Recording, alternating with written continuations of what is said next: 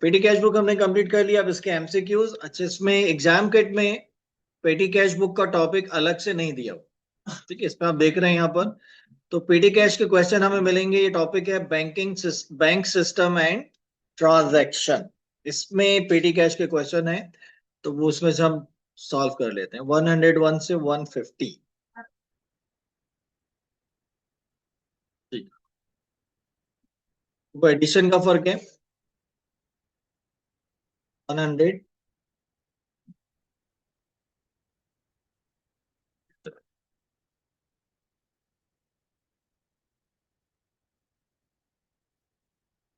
ठीक है, bank system and transaction. अब इसमें से पेटी कैश के क्वेश्चन कर लेते हैं। तो ज्यादातर क्वेश्चन बैंकिंग से रिलेटेड है। पेटी कैश के क्वेश्चंस कम है।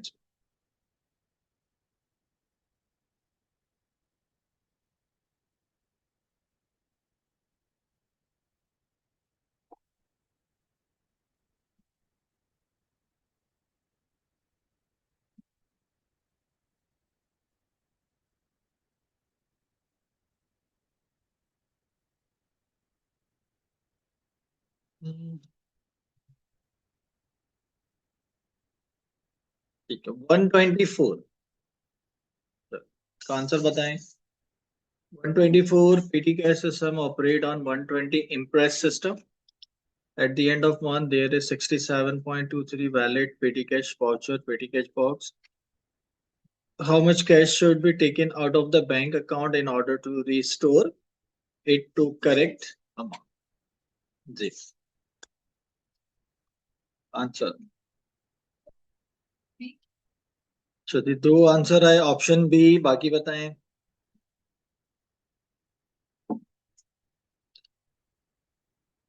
ठीक है, जो फ्लोट है 120, पेमेंट्स हो रही हैं 67.23 की। अब रीम्बर्स कितने होंगे ना, बैंक से कितने विड्रॉ करें, इसका बैलेंस रिस्टोर हो जाए।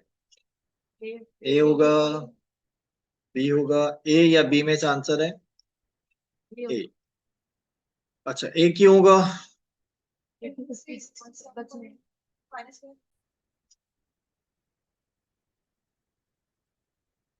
देख, 124 तो फ्लोट कितना है 120, तो वाउचर कितने के बने हुए हैं 67। वाउचर का मतलब ये पेमेंट्स हो गई ना, तो इसका बैलेंस कितना बचेगा 52.77।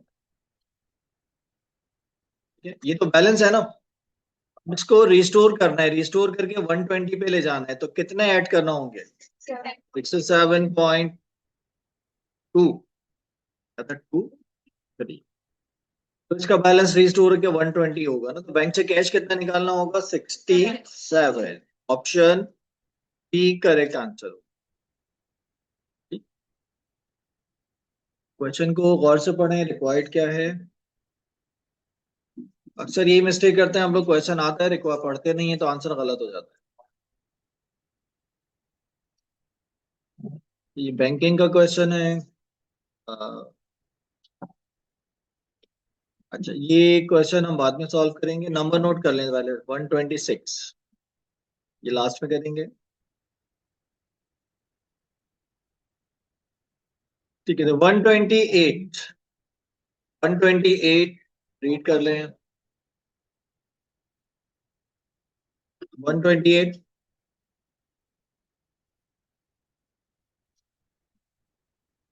So the cash advance 20 taken out of petty cash box by an employee for refreshment for a client, an authorized voucher for 20 put into the petty cash voucher.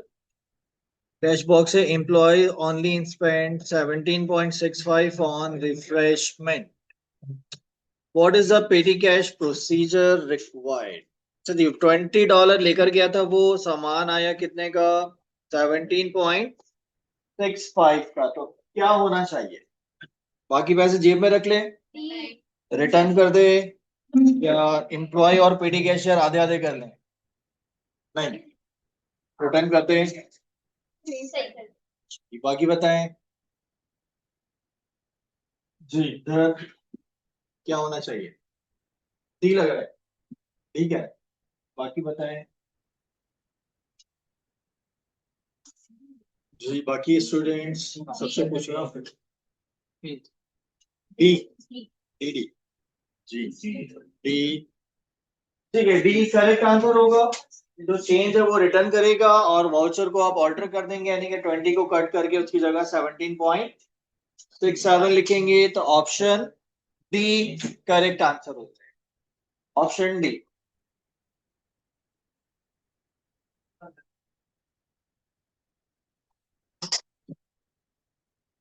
129, 129 fan of रहने दें।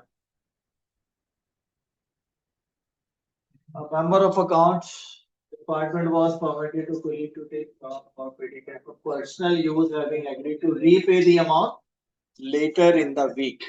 Sure. How should this be recorded? Payment must be reimbursed. But salary है recorded.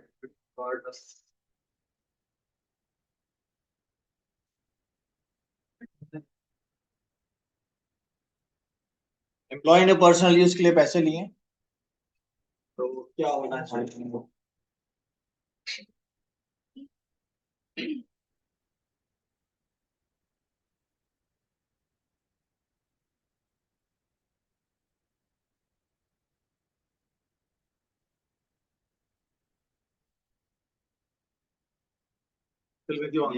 आसान question है।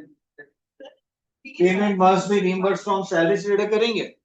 नहीं। B, payment should be recorded on petty cash voucher immediately.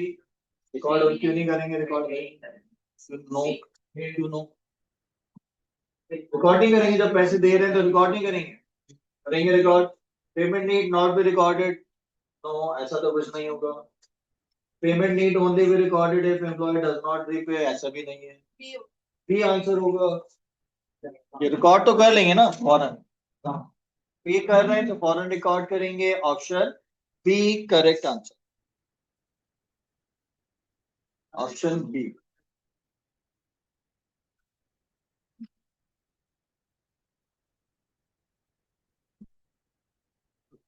अब 130।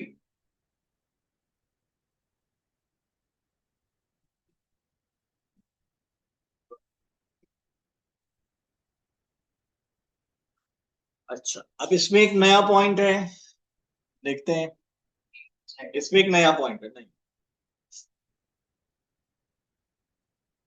required तो वही है। What is the PD cash procedure required? Interest amount is restored making withdrawal. Interest amount is restored making withdrawal. Restore करने के लिए कितना amount withdraw करना वही बताना है आपको। जैसे अभी जो 120 किया था वही क्वेश्चन है। तो बैलेंस को रिस्टोर करने के लिए कितना अमाउंट विड्रॉ करना होगा, कितना अमाउंट विड्रॉ करेंगे ये बताना।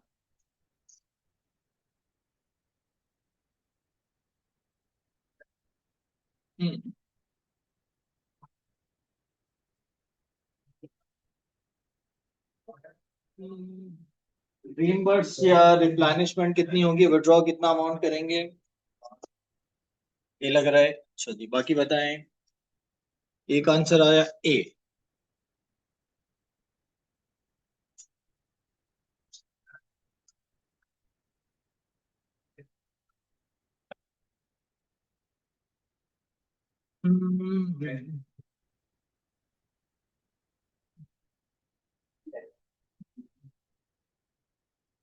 अच्छा, ये जो इसमें लास्ट लाइन है ये लिखा also during that month office drink machine was emptied and coins totaling 53.5 और added to the float and recorded। इसका मतलब क्या है? पहले सेंटेंस का मतलब समझाते हैं।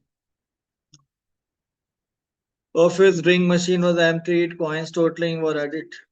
मशीन एक होती है, टोकन डालें तो ड्रिंक निकलती है, वेंडिंग मशीन कहते हैं, ठीक है जी। तो उसमें क्या हुआ, वो भी उन्होंने पेटी कैशियर को दे दिए, ठीक है। सही, तो ऐसे ही वो कह रहे हैं कि जो ड्रिंक मशीन थी उसमें से कॉइन निकले, वो उन्होंने पेटी कैशियर को दे के फ्लोर रिकॉर्ड भी कर लिए। तो रिस्क, ठीक है, तो ये पैसे तो उसको मिल गए। मजीद कितने पैसे चाहिए होंगे अब? ठीक है जी, बाकी बताएं। ठीक है, इसका फ्लोट कितना है? यहाँ पे लिख 130। फ्लोट कितना है? 100 है। अच्छा, पेमेंट्स कितनी हो रही हैं? पेमेंट किए 17.23, 13.84, 7.62, 23.43। ठीक है, तो 23.43। बैलेंस कितना बचेगा इसका? बैलेंस कितना बचा? 62, 37.88 बैलेंस बच रहा है। ये तो उसका बैलेंस है। अब वो क्या कह रहे हैं कि उसने जो ड्रिंक मशीन से कॉइन निकले कितने? 53। वो ऐड कर दिया ना, इसमें फ्लोट में ऐड किए। यहाँ पर ये ऐड कर लेते हैं, 53.5 ऐड करते हैं। अब इसका बैलेंस कितना हो गया? 91.38। सही है। अब इसको रिस्टोर करके 100 पे ले जाना है। कितने पैसे ऐड करना होंगे? तो बाद आप 100 में से 91.38 माइनस कर दें तो 8.62 आपको विड्रॉ करना होंगे। उसका बैलेंस रिस्टोर होके 100 हो जाएगा ना। 8.62 ऐड करेंगे तो बैलेंस रिस्टोर होके 100 हो जाएगा। आंसर हुआ ऑप्शन सी हो जाएगा, 8.62। ठीक, ऑप्शन सी करेक्ट।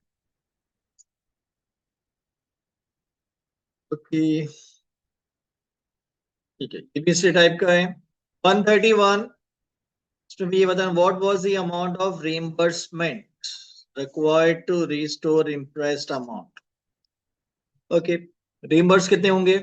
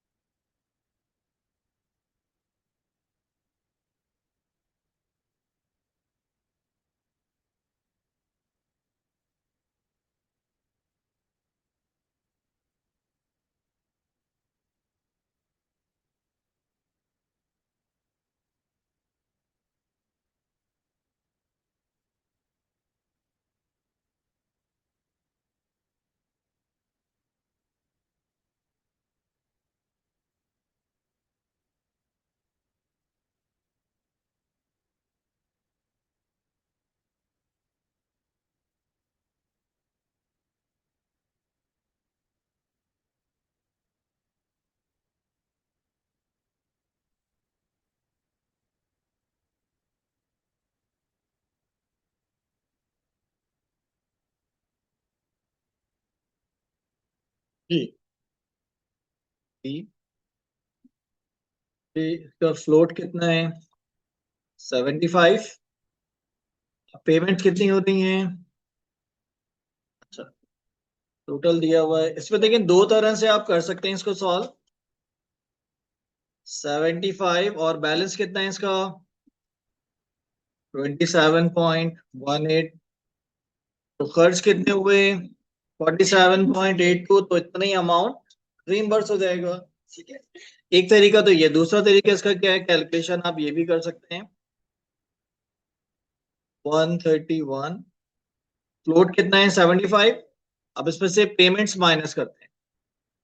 पहले ये 8.63, 8.63, 15.58, 15.58, 8.61, और जिसके बाद ये 15, ये रिकॉर्ड ये कर लेते हैं। ठीक है, माइनस करते हैं। बैलेंस वही आ रहा है, 27.18। उसको 75 तक ले जाना है अपने, तो ऐड कितने करेंगे अब? 47.82 ऐड कर लेंगे तो बैलेंस रिस्टोर होके 75 हो जाएगा। ठीक है, और डायरेक्ट आप इसको इस तरह कर सकते हैं कि 75 में से इसका जो बैलेंस है, बैलेंस कितना था? 27.18 माइनस करें, आंसर वही आएगा, 47.82। दो तरह से सॉल्व हो सकता है। तो ऑप्शन क्या बन रहा है? सी। ठीक है, ऑप्शन सी करेक्ट आंसर।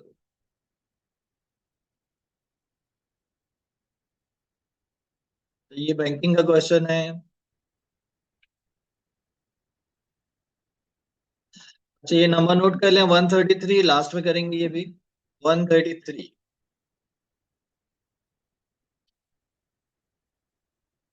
134।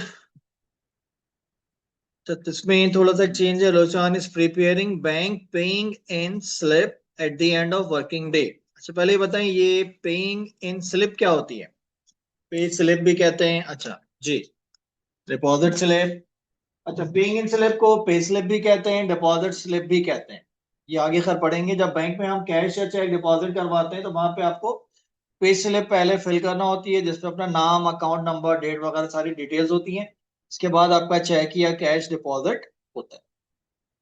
तो वो ठीक है, जब पे स्लिप बना रहे हैं, पेइंग स्लिप है। अच्छा जी, इसके बाद लिखा है till roll shows sales of 193.24। ये टिल रोल क्या होता है? टिल रोल, टिल रोल ये क्या चीज है? रोल तो आप लोगों ने काफी खाए होंगे। अब ये टिल रोल बताएं, किसी ने ट्राई किया है? नो आइडिया जी। टिल नाउ नहीं, वो अलग चीज होती है। टिल नाउ, टिल रोल एक रोल ही होता है, जिस तरह बॉडी रोल होता है तो वैसे रोल होता है जी।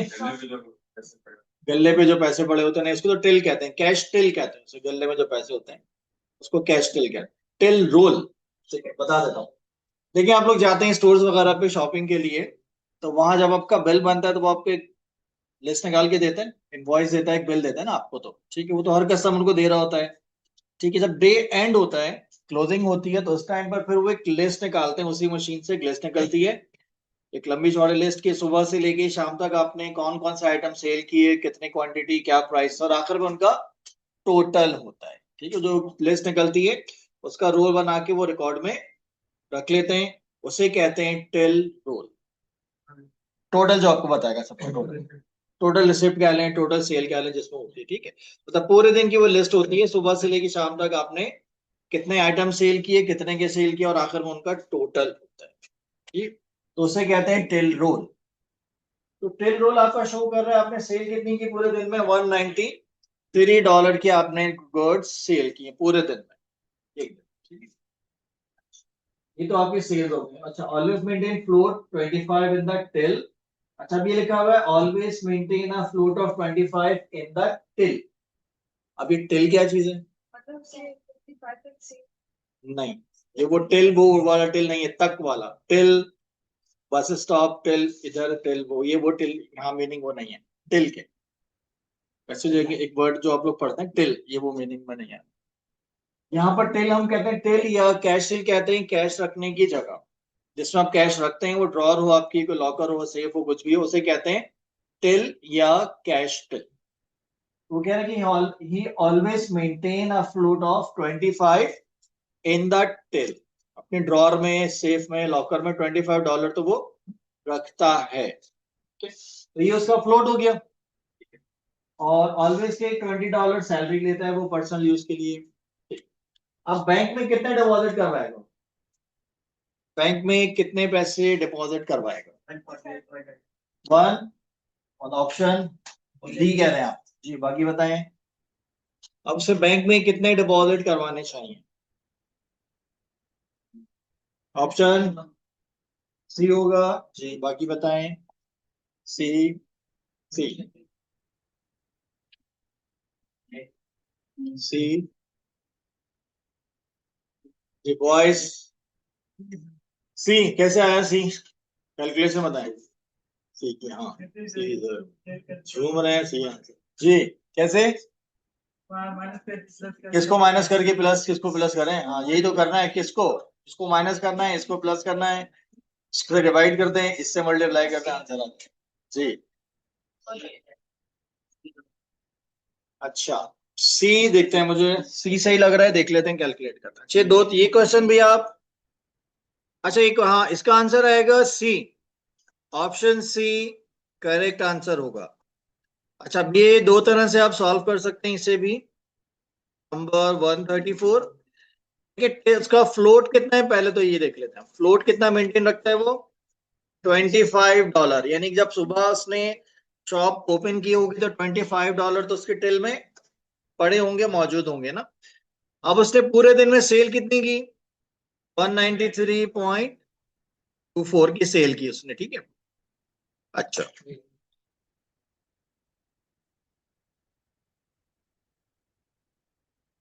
अच्छा जी, 193.24। अच्छा, इसके बाद, अच्छा जी, ये हो गया। अब उसने क्या किया, इसमें से $20 अपनी सैलरी निकाल ली, $20 माइनस कर देते हैं। अच्छा, 1 मिनट रुके। अब इसका टोटल कितना हो गया कैश? वन, इन दोनों को ऐड कर लेते हैं। टोटल कैश कितना होगा? 218.24। ये उस वक्त उसका कैश टिल में मौजूद है। अब उसने क्या किया, $20 अपनी सैलरी निकाली और $25 अगले दिन के लिए टिल में रखेगा। बाकी कितने बचे?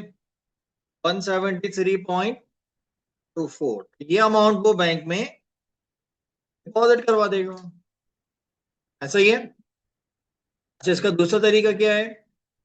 इसको आप इस तरह भी कर सकते हैं कि जो $25 है ना, इसको तो आप साइड पे कर दें, ये तो मेंटेन रखना ही है ना, इसको साइड पे कर दें।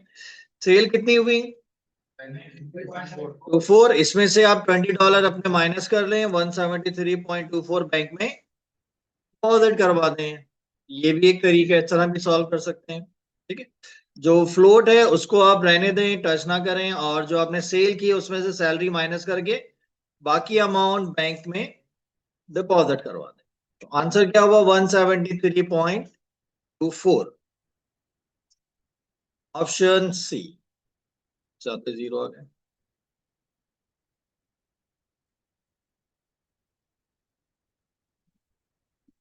ठीक है, clear. Next, 135, 135। Which of the fall for which of the following payment would petty cash not normally be used? कौन सी पेमेंट पेटी कैश से नहीं होगी इसमें? सी, बाकी बताएं। सी, जी,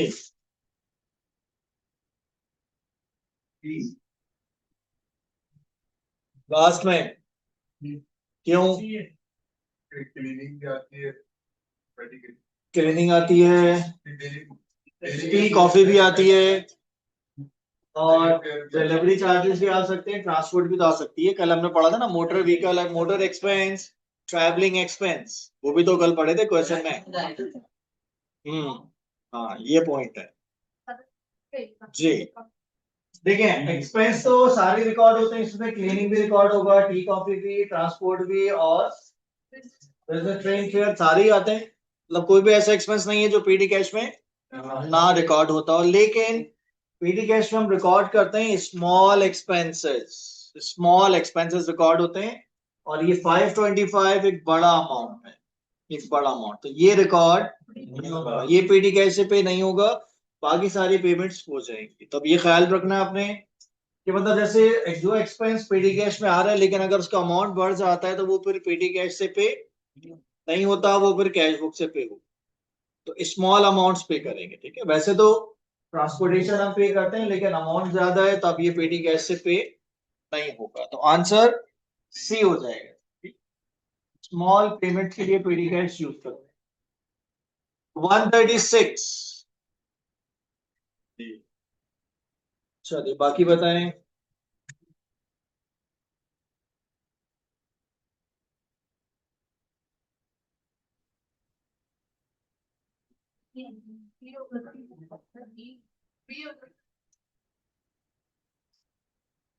बी, 51 जी, बाकी बताएं। 136, 65 थे, 4। आसान है बहुत, ताकि सोच रहे हैं। 51 आएगा, 65 का फ्लोट है, 64 पे किया, $1 बच गया, $50 उसने कैश करवा लिए, $51 उसका बैलेंस हो जाएगा। तो 136, ऑप्शन बी। अच्छा, ये बताएं, where should the petty cash float be? तो पैसे कहाँ रखने चाहिए? ए ड्रॉर में रख दें, इनर ड्रॉर, अच्छा सेफ होना चाहिए, कहाँ रख देते हैं? अच्छा हाँ जी, कैबिनेट लग रहा है। देखिए वैसे तो कहीं भी रख सकते हैं, लेकिन फिलहाल क्वेश्चन के हिसाब से सबसे सेफ जगह कौन सी है? सेफ, तो ऑप्शन सी हो जाएगा। अब देखिए ड्रॉर में भी रख सकते हैं अगर लॉक हो तो, लेकिन यहाँ मेंशन नहीं है ड्रॉर लॉक वाली है बगैर लॉक वाली है। और ना डेस्क तो घर हो ही नहीं सकता, डेस्क पे तो कौन रखिएगा। कैबिनेट में हो सकता है, और ना कैबिनेट नहीं होगा, इनर कैबिनेट हो सकता था अगर लॉक वाला कैबिनेट होता तब। तो बचा क्या? सेफ। तो सबसे सेफ कहां पर होंगे? सेफ। अच्छा और एक चीज और होती है जो पेटी कैश से ध्यान में क्या आता है, छोटा मोटा अमाउंट। तो जरूरी नहीं है कि हर बिजनेस में पेटी कैश छोटा मोटा अमाउंट हो, एक बड़ा अमाउंट भी हो सकता है। पेटी कैश बड़ी कंपनीज जो होती है उनका लाखों में भी जाता है, 1-2 लाख रुपए भी हो सकते हैं। जी चाय बिस्किट का खर्चा इतना हो सकता है, ये ध्यान में रखिएगा। क्योंकि उससे ध्यान में क्या आता है, कितना क्या आपके ध्यान में क्या होगा, कितना होता होगा? 10-20 हजार, 5 हजार? तो ऐसा नहीं है, ठीक है। तो एक बड़ा अमाउंट भी हो सकता है, डिपेंड करता है साइज ऑफ बिजनेस, ठीक है। कि छोटा मोटा बिजनेस है तो आप अपने गैस को चाय बिस्किट खिला देंगे, लेकिन अगर बड़ा बिजनेस है तो फिर चाय बिस्किट तो नहीं आएगा, फिर पिज्जा विज़ा कुछ मंगवाना पड़ेगा, कुछ चाइनीज मंगवाएंगे, कुछ इस टाइप का आइटम, ठीक है। तो चाय पानी जो है फिर वो बिजनेस टू बिजनेस भी वेरी करता है, तो उस हिसाब से फिर आपका पेटी कैश वेरी करता है, ठीक है। ठीक है, हर जगह चाय पानी से काम नहीं चलता। चलिए 138, 138।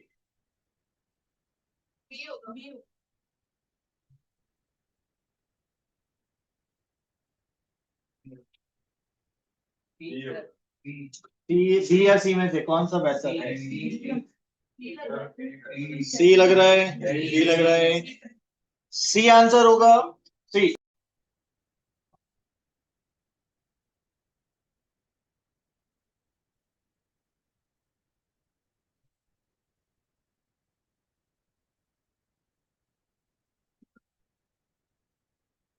तो 138 ऑप्शन सी।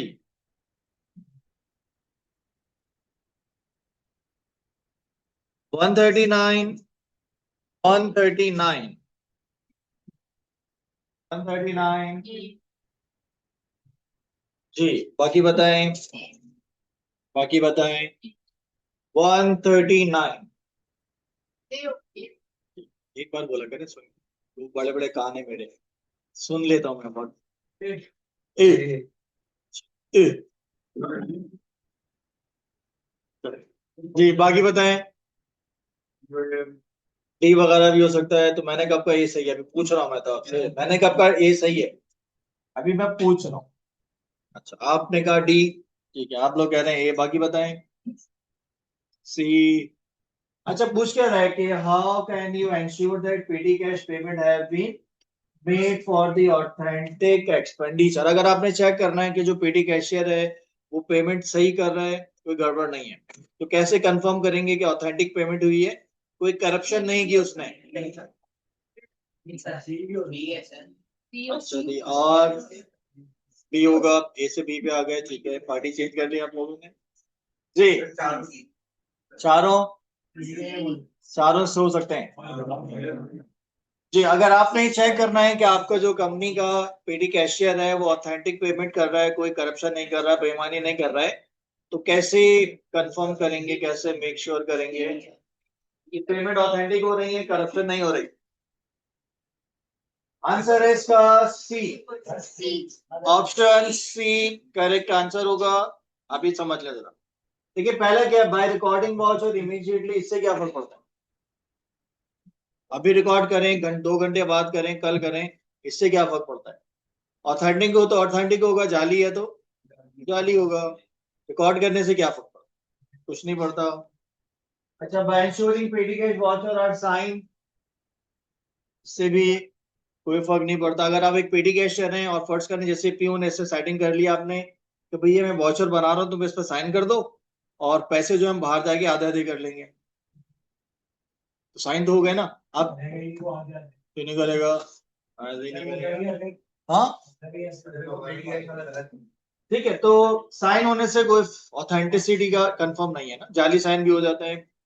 पीडी कैशर मिल गया किसी के साथ, दुकानदार के साथ मिल गए, वाउचर बना के दिया आपने 100 रुपए का, सामान वहां से आया 50 का, घर जाते हुए शाम में आपने 50 रुपए वहां से निकाल लिए, तो साइन से कुछ नहीं होता, ठीक है? हाँ अच्छा, अलाउइंग ओनली ऑथराइज एम्प्लॉयज, तो अगर एम्प्लॉय आपका करप्ट है कुछ नहीं हो सकता। हाँ सबसे बेहतर यही है stapling appropriate receipt to the voucher, क्योंकि जो सामान आपने मंगवाया जो भी एक्सपेंस हुआ उसकी जो रिसिप्ट आपको मिलेगी वो उसके साथ स्टैपल कर दें तो वो एक ऑथेंटिक हो जाएगा कि आपने जेन्युइन पेमेंट की। वो अलग बात है कि अगर आप उसके साथ भी सेटिंग बना लें तो जाली रिसिप्ट आपको बना के देता रहे और आप स्टैपल करके रखते रहें तो फिर कुछ नहीं हो सकता। फिलहाल इन चारों ऑप्शन में बेस्ट ऑप्शन कौन सा है, सी वाला, सी करेक्ट आंसर है। लेकिन यहाँ भी करप्शन हो सकती है कि जहां से आप सामान मंगवा रहे हैं उसके साथ अगर आपने सेटिंग कर ली तो जाली रिसिप्ट भी आपको मिल जाती है, सब कुछ हो सकता है। तो फिलहाल आंसर सी बेस्ट है कि रिसिप्ट आप वाउचर के साथ स्टैपल कर दें तो आपका वाउचर ऑथेंटिक हो जाएगा, जेन्युइन। इससे क्या होता है, आज रिकॉर्ड करें कल रिकॉर्ड करें क्या फर्क, तो रिकॉर्ड तो सभी करते, उससे क्या पता चलेगा कि जाली पेमेंट नहीं हुई, सही पेमेंट हुई है। अच्छा, या चाय नहीं पी गया, हमारी गवर्नमेंट के रिकॉर्ड चेक करें इसमें कितने प्रोजेक्ट बने हुए हैं, सारे बने हैं, बहुत सारे नजर आते हैं। तो रिकॉर्ड करने से कुछ नहीं होता ना, रिकॉर्ड में तो पता नहीं क्या कुछ क्या सही है। अच्छा अच्छा, ये बैंकिंग का क्वेश्चन है, सारे बैंकिंग के, तो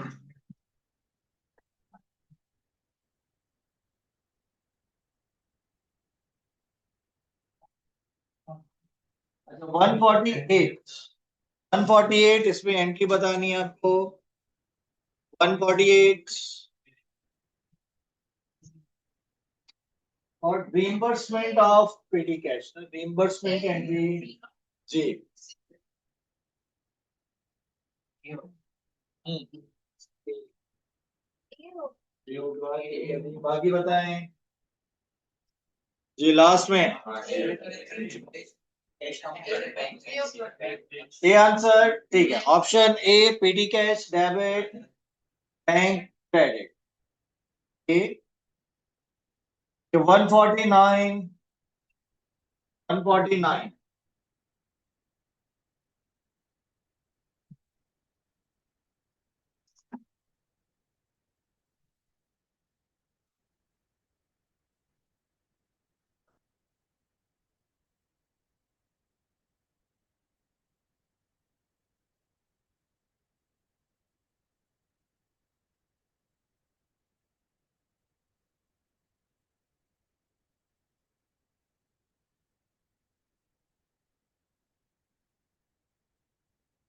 पानी की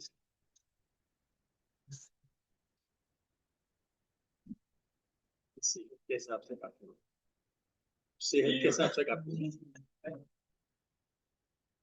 जी, डी सी लग रहा है। तो how what of sum should be reclaim by account assistant, reimburse कितने होंगे ना, रिक्लेम या रीइंबर्स कितने ये होगा, बाकी बताएंगे। हम्म, ये उसी टाइप का जैसे वो जो वेंडिंग मशीन वाला क्वेश्चन किया था, ड्रिंक मशीन वाला। अच्छा इसमें क्या है, जो हमारे पेटी कैश है तो उसके पास हमने स्टेशनरी रखवाई हुई है, स्टेशनरी वो सेल कर रहा है, इसके अलावा वेंडिंग मशीन रखवाई है उसमें से टोकन निकले, तो ऐसा भी होता है ना कि पीडी कैशर के पास आप कुछ आइटम्स रखवा दें वो अपने एम्प्लॉयज को सेल करता रहता है, ठीक है, तो स्टेशनरी सेल हो रही है।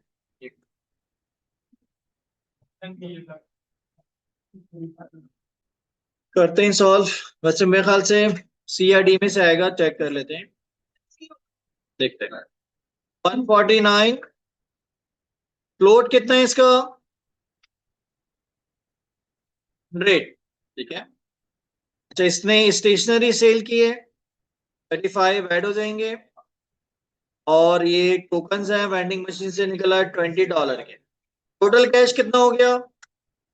155 टोटल। अब इसमें से एक्सपेंसेस माइनस करेंगे। जज्बाती खान, अच्छा, -54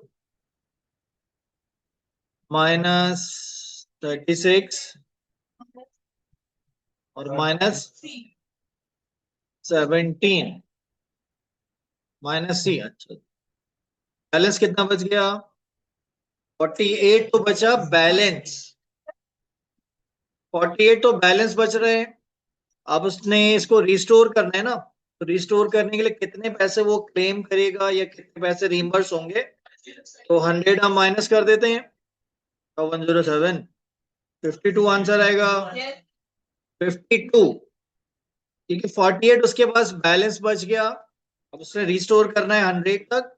52 वो रिक्लेम करेगा, 52 से मिल जाएंगे, उसका बैलेंस रिस्टोर होकर 100 हो जाएगा। Answer 52, option D. रिक्वायरमेंट गौर से पढ़ा करें, आप लोग रिक्वायरमेंट नहीं पढ़ते। रिक्वायरमेंट पढ़ा करें, क्या पूछ रहे हैं? क्लेम कितने करेगा वो, मतलब रिम्बर्स कितने होंगे, ये बताना है। 52, तो बैलेंस रिस्टोर होकर 100 हो जाएगा।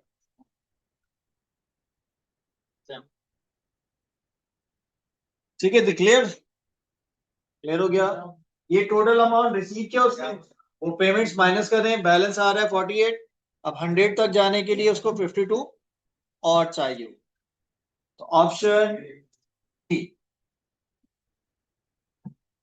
152, यही वो रीजन होती है कि एग्जाम में मार्क्स कम आते हैं आप लोगों के। क्वेश्चन आप लोग रीड नहीं करते थे, रिक्वायरमेंट नहीं पूछ क्या रहा है।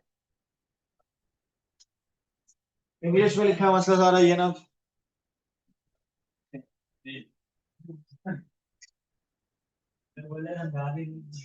समझाते समझाते इंग्लिश जो पढ़ाएंगे आप जी। 150 petty cash into the bank. C, बाकी बताएं। अब एक्स्ट्रा पैसे हैं उसने बैंक में डिपॉजिट करवा दिए जी। ये हो जाएगा बैंक डेबिट और पेटी कैश क्रेडिट। अच्छा, ये हो गए क्वेश्चंस कंप्लीट। अब हाँ, 2 क्वेश्चन हमने स्किप किए थे, अब वो सॉल्व करते। नंबर नोट किए किसी ने? 126 और 133। अच्छा, एक मिनट। 133 ले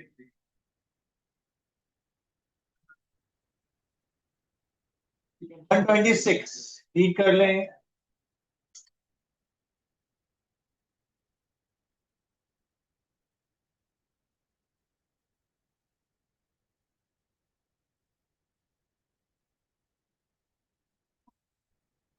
अच्छा जनाब, कुछ एरर आ गए, अब ये बताना है अपने।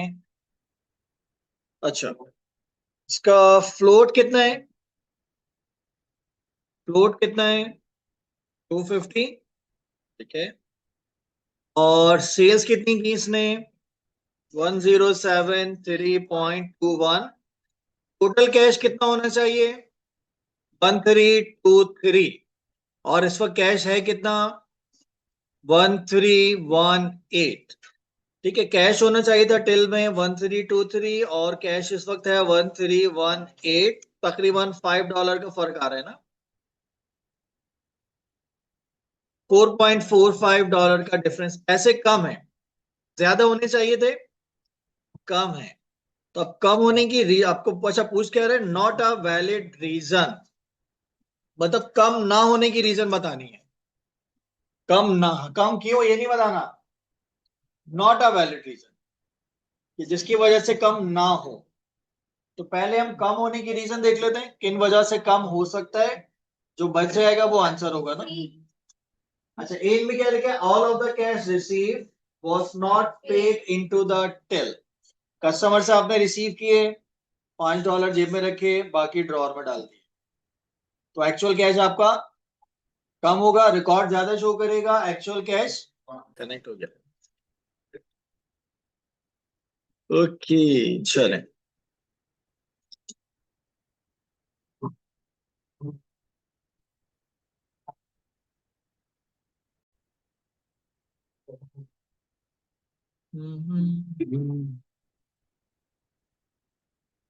तो भाई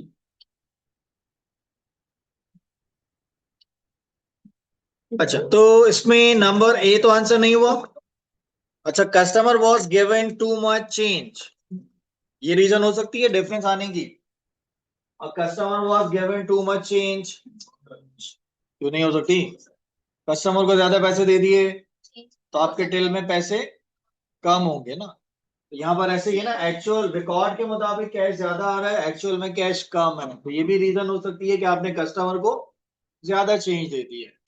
ठीक है, सी, the price for goods entered into the cash was higher than that charged to the customer, ये रीजन हो सकती है। Price for goods entered into the register was higher, entry आपने की है ज्यादा अमाउंट से, कस्टमर को चार्ज किया आपने कम। प्राइस आपने एंट्री आपने की $25 की और कस्टमर से आपने चार्ज किए $20, तो रिकॉर्ड शो करेगा कैश ज्यादा, एक्चुअल में कैश कम, तो ये भी रीजन हो सकती है। इससे भी क्या होगा, एज पर रिकॉर्ड आपका बैलेंस ज्यादा शो होगा, एक्चुअल कैश कम होगा, तो ये भी रीजन हो सकता है। अच्छा, ये price for goods entered into the register cash register was lower than charge to the customer, entry आपने कम अमाउंट से की, कस्टमर से ज्यादा चार्ज किए, तो एज पर रिकॉर्ड आपका कैश कम होगा और एक्चुअल में कैश ज्यादा होगा। जबकि यहाँ पर क्या है, एज पर रिकॉर्ड कैश ज्यादा है, एक्चुअल कैश कम, तो ये रीजन नहीं है, तो यही आंसर हुआ डी। ठीक है, तो ये रीजन नहीं है और यही हमें बताना था, नॉट अ रीजन, तो answer option D correct answer होगा, करेक्ट आंसर। क्योंकि इससे क्या होगा, एज पर रिकॉर्ड बैलेंस कम आएगा, एक्चुअल कैश आपका ज्यादा। लास्ट रह गया 133। अच्छा, ये भी इसी टाइप का क्वेश्चन है। Petty cash system is operated on an interest system of 100 at 31st March. Cash in the petty cash box total इतना and the voucher total इतने। पहले चेक कर लेते हैं डिफरेंस क्या आ रहा है। अच्छा, देखिए फ्लोट कितना है 100 का, और इस वक्त कैलकुलेटर बंद हो गया। चलें सर, टोटल करेंस का क्या बन रहा है, 36 और 53, 90, $10 कम है। ठीक है, $100 का फ्लोट था, बाकी इन दोनों का सम कितना बन रहा है 90, तो मतलब $10 की करप्शन है, $10 कम है, ज्यादा होने चाहिए था, कम है ना। ठीक है, तो यहाँ भी आपको नॉट अ वैलिड रीजन बतानी। अच्छा, money had been taken out of petty cash box without authorised voucher to support it, पैसे निकाल लिए, वाउचर नहीं बनाया, तो ये हो सकता है ना, हो सकता है पैसे कम हो गए। अच्छा, incorrect amount of cash has been paid out of the petty cash box in for an authorized voucher, voucher का अमाउंट कुछ और है, एक्चुअल अमाउंट कुछ और था, तो डिफरेंस आएगा। petty cash voucher has been made out for the wrong amount but the amount of cash paid out agreed with voucher, इसकी वजह से डिफरेंस आएगा नहीं आएगा, नहीं आएगा।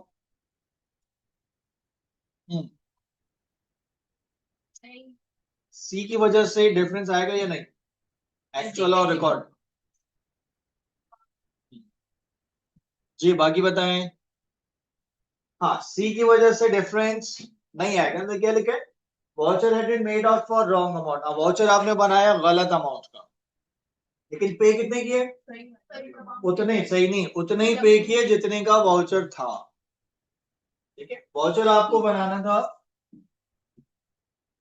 $15 का, वाउचर आपने बना दिया $20 का, रॉन्ग अमाउंट हो गया। इन पे कितने किए?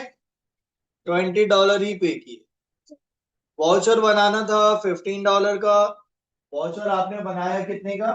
$20 का बना दिया, गलत अमाउंट हो गया। फिर पे कितने किए? $20 ही पे किया। एग्री विद वाउचर, पेमेंट आपके वाउचर से एग्री कर रही है, यानी कि जितने अमाउंट का वाउचर है उतना ही आपने पे किया। अब वो सही हो या गलत, डिफरेंस नहीं आएगा ना, फर्क नहीं पड़ेगा। अगर वाउचर का अमाउंट पेमेंट का अमाउंट एग्री कर रहा है तो डिफरेंस नहीं आएगा। तो सी की वजह से डिफरेंस नहीं आएगा, एरर है लेकिन डिफरेंस नहीं आएगा। The petty cash voucher had been made out for the wrong amount, but the correct amount of cash paid. Voucher बनाना था $15 का, वाउचर आपने बनाया $20 का, लेकिन पे कितने किए? $15। तो डिफरेंस आएगा? आएगा। डी आंसर नहीं हुआ, आंसर होगा सी, इसकी वजह से डिफरेंस नहीं आएगा। सी की वजह से नहीं आएगा ना, तो वाउचर का अमाउंट पेमेंट का अमाउंट एग्री कर रहे हैं, दोनों सेम है, तो डिफरेंस नहीं आएगा। तो यहां आपने बताना था नॉट अ वैलिड रीजन, सी की वजह से डिफरेंस नहीं आएगा, बाकी ए बी और डी की वजह से डिफरेंस आएगा। तो आंसर हुआ सी। अच्छा, इसके साथ ये पेटी कैश के क्वेश्चंस तो हो गए कंप्लीट। अच्छा, जो बाकी डे बुक्स है हमारी, sales, sales return, purchase, purchase return, उनके क्वेश्चंस बहुत कम है। ज्यादातर क्वेश्चन है सेल्स टैक्स के साथ, सेल्स टैक्स के साथ क्वेश्चंस हैं।